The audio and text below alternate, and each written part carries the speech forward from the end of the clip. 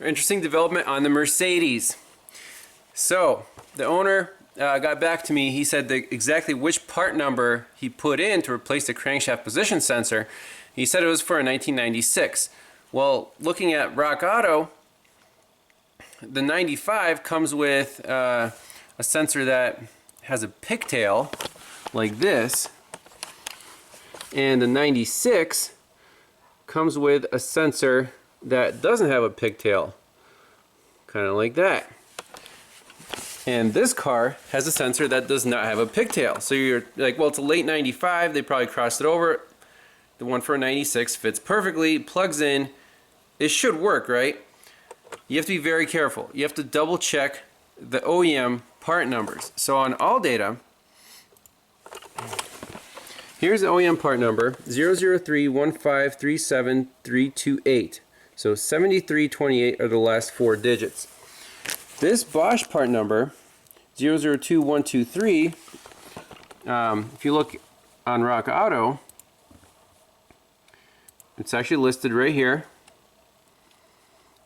And the part numbers is 7228 or 7428, not a 7328. Now you might think, oh, you know, that's probably superseded, it should all cross over. It does not. This is insane. So 7428 and 7228 are, you know, those will work. That's this new Bosch sensor for a 96. On AutoHouse, it's a more European website. Right here, 76 bucks, 7428, 7228. There is no 7328. If you look up 7328, so this is the price for this one, 76 bucks. This one's $118, and it's a 7328, 7528. So that's the one we need. Apparently, those part numbers are different, even though the sensors look identical. So in the back seat, this must be the original sensor. It says 003 153 73 28. And it says used, probably not good. Well, this one is good. The resistance measures 700 ohms, and the sensor on the resistance on the new one, I'll measure it one more time, but it was different. And the specs, if you look at, so there's what the waveform should look like. Let's see, 7.0, 700 to 1400 ohms. So we're exactly at 700. Let me show you that right now.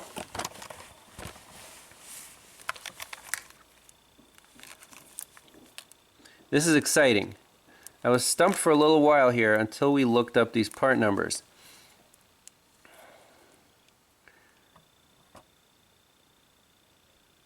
There we go, 705 ohms.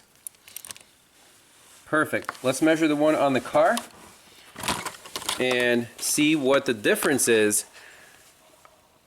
And the other clue is, when the car came in, when I scanned it for codes, it had a code 47, right? And that was like a mystery code. Well, code 47, if you back out of here,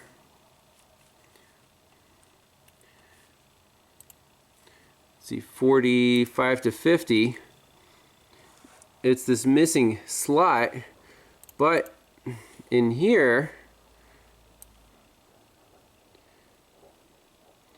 code 47 is also missing. Right here, I think it's 47, control of ignition coil preloading voltage exceeds limits. That was because of the shorted harness. Then the parts cannon was fired and a wrong crank sensor was installed, even though it fit perfectly. And we see a pattern on the scope that looks like it should work. The car is saying, no, code 24, we're not going to fire these ignition coils. That's amazing. I have a feeling this car is going to fire up with the original crank sensor.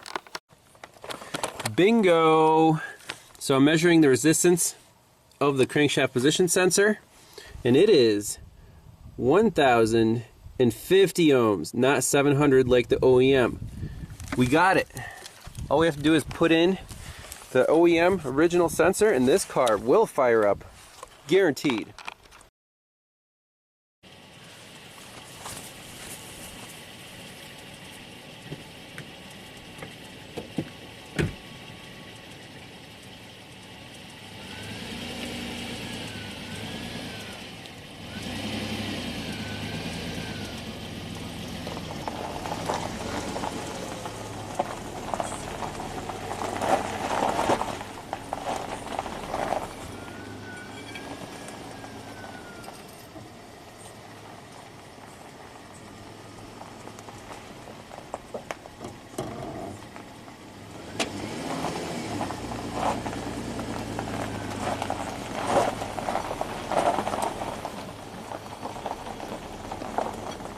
So I'm going to pull this beast to close to the garage, and we're going to pop in this OEM crank sensor. Alright, so I got the replacement crank sensor extracted. I mean, it's the same form factor. See, there's the part number there, made in Romania. This thing, made in Germany, OEM Mercedes. So just one Allen key with a little flex extension from underneath, not too bad. Let's spray this with a little magic fluid to help the installation.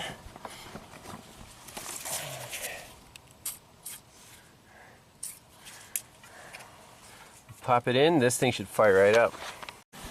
Alright, so key is on. Let's use our little LED to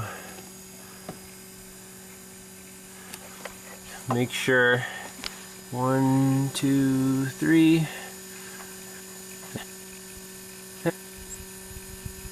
There's our crank sensor code. Let's clear it out.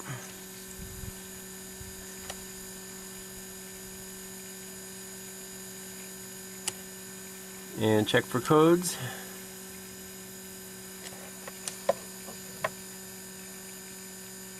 That's it. One flash, so we're ready to crank it. Place your bets now.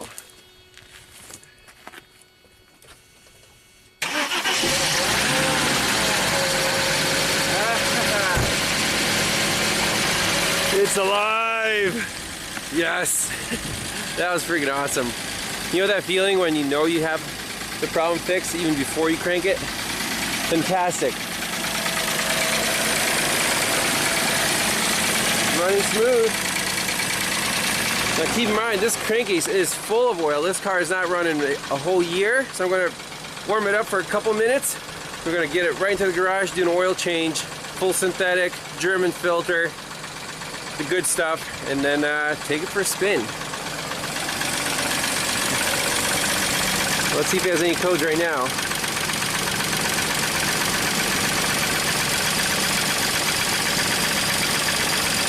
That's it, no codes at the moment. Awesome. Alright, the beast is in the shop. I got the connector all buttoned up, the ignition coil cover buttoned up, and the crankcase. You can smell that old gasoline smell in there. So we're draining out this oil. Now it takes 7.5 quarts, so my pan is probably going to overflow. We'll have to do a couple takes on that.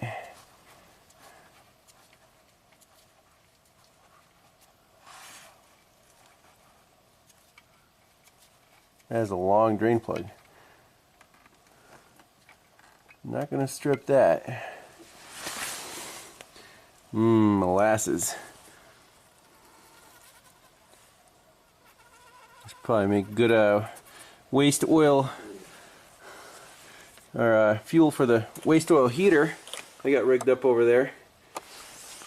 I'll put a link in the description for that. But let me make sure this doesn't overflow. And we'll put in some fresh oil. I did get a new filter, but the filter, I don't have a special wrench. It lives back here. You can only get the cap off with, you know, a special wrench, of course.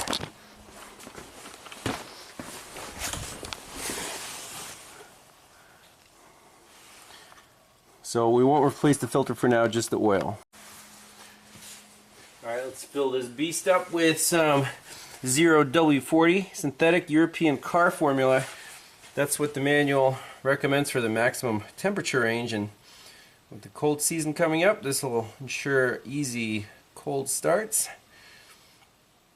And I'll put in 7 quarts since we didn't take the filter out. Run it, check the level, make sure it's topped off.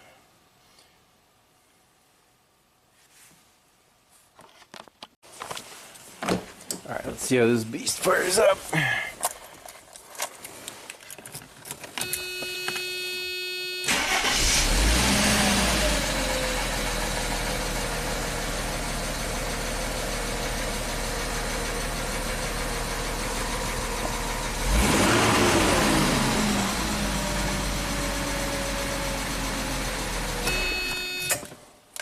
So I'm going to let the oil settle, check the level, then we'll take it on a well-deserved test drive.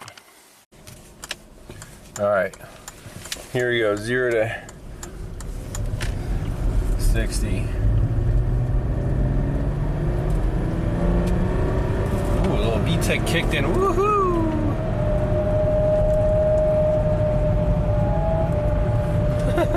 It's got some funny wind noises.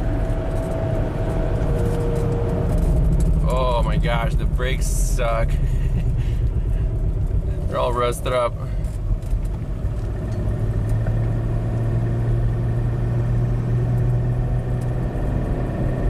When it goes, super smooth.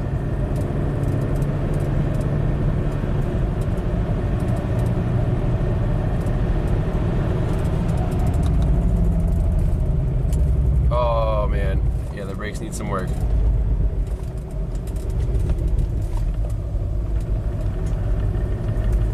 Sweet. Well, that's it for this one. That was pretty epic. What do we learn? So the parts cannon probably cost this guy twice what the original diagnosis would have been. You know, with the shorted ignition wire harness. Variables, especially with older Europeans, man, that's you're getting into like the real dark side of diagnostics with these things. But still a logical approach. It's running, it's going. But would I own one? This one would take a lot of work to get nice, but I can see why people still take care of these. So that's it. Thanks all for watching, and we'll see you next time. Bye-bye. Alright, a little bonus footage here before the customer picks up the Mercedes. I want to get the known good cam, crank, ignition, and injector waveforms. So let's run the scope and turn the key on. Make sure we have good connections. Yes, both wires went up. Let's just crank it and see what happens. Make sure we're on the new screen. And that should be good.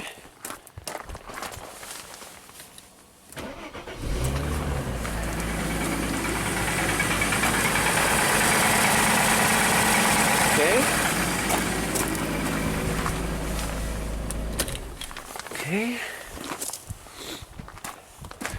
That's all we need. Alright, taking a quick look at the waveforms. So this waveform was before we fixed the car.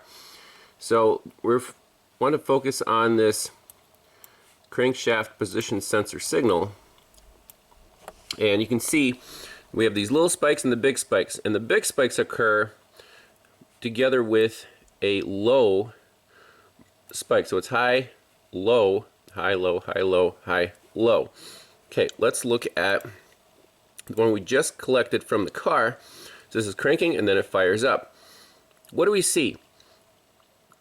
So it's low, high, low, high, low, high. The big spike occurs on a high little spike.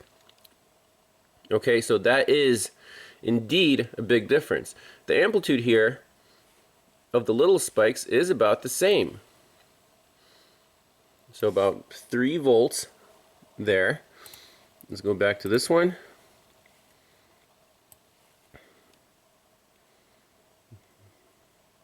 About 3.5 volts. So identical amplitudes, but the sync notch on the new replacement sensor that didn't fit this car, you can see it occurs on the low, together with the low spike. That's the magnet pulse. So basically the waveform is inverted, and the computer was smart enough to not like that.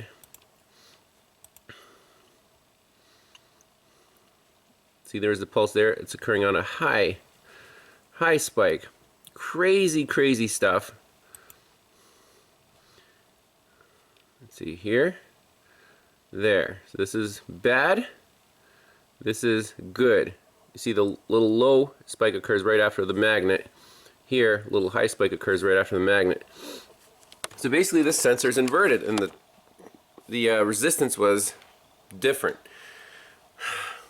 I'm glad I got the known good waveform because I was kind of like, the car's fixed. Do I really need it? Yes. For real scientific experiment, don't forget to collect the after data. So hopefully everyone enjoyed that amazing case study. Mercedes is shipped back to Connecticut. We'll see what the owner says. I don't know if the engine knock will improve or not on its own. Keep you guys up to date. Thanks a lot for watching, and have a great, happy Thanksgiving. See you next time. Bye-bye.